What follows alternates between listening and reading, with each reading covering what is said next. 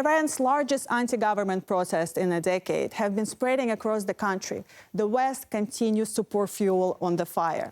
The mass rally started in response to the death of a young woman who died after being detained on accusations of violating the Islamic Republic hijab mandate, as she wore it too loosely. Iranian women have been the face of the past week's demonstrations, some ripping off their headscarves and burning them, while fellow protesters have cheered them on. And now Tehran is claiming that this sentiment has been seized upon by the Western powers that don't wish Iran well. The US has long attempted to undermine Iran's stability and security, to no avail. It can't hide its nefarious designs, loosening communication sanctions while keeping maximum pressure in place, both meant to provoke instability. Bids to violate Iran's sovereignty won't go unanswered. Even though there is no concrete proof, or at least publicly available, however, it's worth pointing out a couple of things that would suggest to some that Iran isn't being paranoid. Take the US decision to reverse some of its own sanctions on Iran so the protesters could have wider internet access. And that's nothing new for America. They did the same thing during 2018 protests in Iran. We work with technological companies to help free flow of information and provide circumvention tools that helped in last week's protest.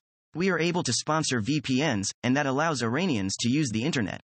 Also, the US often begins to amplify the voices of dissidents, of course, without mentioning their financial motivations. In the case of this latest protest in Iran, one particular voice has been given special attention. For the Islamic Republic, this is like the Berlin Wall. If we tear this wall down, then the Islamic Republic won't exist. So that is why it's different, because clearly Iranian women are chanting death for dictators, and that scares the regime. You get the message that as far as the Islamic Republic is in power, even in America, I'm not safe. As far as the Islamic Republic is in power, no one is safe. This Iranian-born activist fled to America over a decade ago, and since then, but particularly in recent days, has been splashed across the covers of magazines and invited as a guest on mainstream media. Of all the astonishments pouring forth from the Islamic Republic, perhaps the most remarkable is the fact that Iran was brought to this point, at least in part, by an unpaid 46-year-old mother working from an FBI safe house in New York City. Mahsa Amini, an Iranian journalist who was driven into exile 13 years ago, has helped galvanize the country's women, amassing some 10 million followers on her social media sites. Well, that's not quite true. Unpaid? She's on the U.S. government payroll and has been since 2014, when she joined the Washington-funded Voice of America. She has also to date reportedly received an estimated $628,000 in federal money. And to be clear, no one is challenging her activism, but all that certainly does not do anything to contradict Tehran's claim that Washington is invested in destabilizing Iran. The protests have not just revealed Washington's hope to see regime change in Iran, actively or passively, but also Europe's delusional self-perception. Here is their latest statement on the situation in the Islamic Republic. For the EU and its member states, the widespread and disproportionate use of force against nonviolent protesters is unjustifiable and unacceptable. People in Iran, as anywhere else, have the right to peaceful protest. That right must be ensured in all circumstances. Therefore, we expect Iran to immediately stop the violent crackdown on protests and ensure internet access, as well as the free flow of information.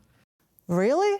But what about scenes of police violently suppressing COVID lockdown protesters or the French Yellow Vest movement, with many of those protesters shot by the authorities with rubber bullets?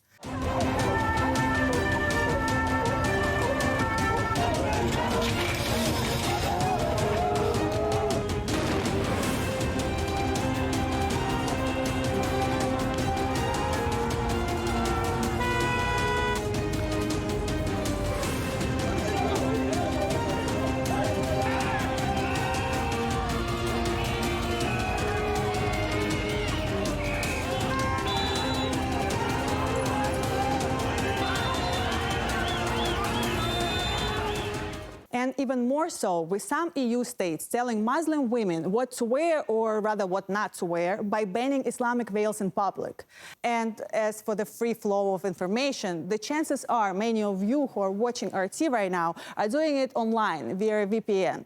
That's because we've had our licenses revoked across much of the Western world, as have numerous other Russian channels. The speed with which Washington and Brussels pounce on the misfortunes of their rivals and push for their downfall while pretending to be objective only further exposes their own hypocrisy.